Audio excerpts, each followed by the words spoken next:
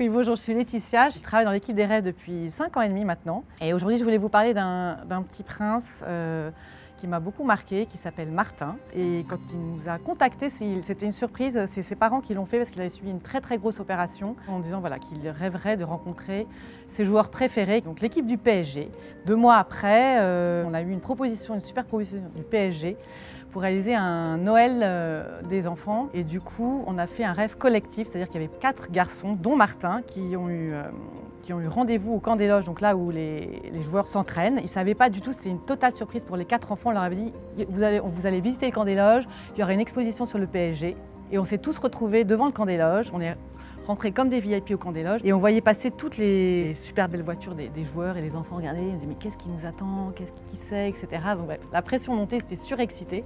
Et à un moment, il y a un moment quelqu'un qui est venu nous voir en nous disant voilà, les enfants suivez-moi, il y a une surprise pour vous. Et donc là les enfants étaient, on n'entendait plus personne parler, on a attendu devant une porte et là on a ouvert la porte et on est rentré dans une pièce qui avait été entièrement décorée avec un énorme sapin de Noël, un fauteuil doré et rouge énorme, on pense que c'est celui du Père Noël. Et les enfants étaient là, mais qu'est-ce qui nous attend? Et donc là, on n'entendait plus une mouche voler.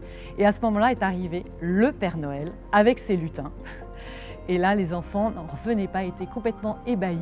Et il y en a un qui arrive et qui dit, mais c'est pas bouffonne? Et l'enfant dit « Non, non, je suis le Père Noël ». Et donc là, les enfants ne savaient plus trop à quoi penser. Et c'est vrai qu'en fait, finalement, c'était Buffon qui était déguisé en Père Noël. Et avec lui, ses lutins, c'était Thiago Silva, Di Maria, Nkunku et Kurzawa, qui étaient déguisés en lutins avec les charentaises, le pull PSG siglé Père Noël. Et les enfants, qui n'arrêtaient pas de parler avant, là, ne pouvaient plus dire un mot, parce qu'ils étaient devant leur idole.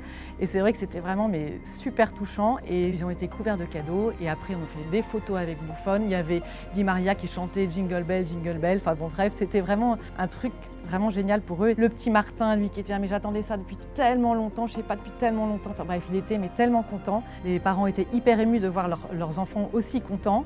Et ce que me disait la maman, c'est quand il est rentré chez lui, il a pu raconter à son papa, à son entraîneur de foot, parce qu'il jouait au foot, à tous ses copains qui étaient là, qui voulaient même pas le croire. Et la cerise sur le gâteau, c'est que 3 semaines après, il est allé au Parc des Princes. Et juste avant le match, il y a eu un petit film justement racontant ce rêve, et il s'est vu sur les grands écrans du PSG devant tout le monde, donc tout le monde du Parc des Princes, il s'est vu en film, et donc il a revécu son rêve, mais avec tous les gens du PSG, il veut dire en gros c'est moi qui suis là-haut.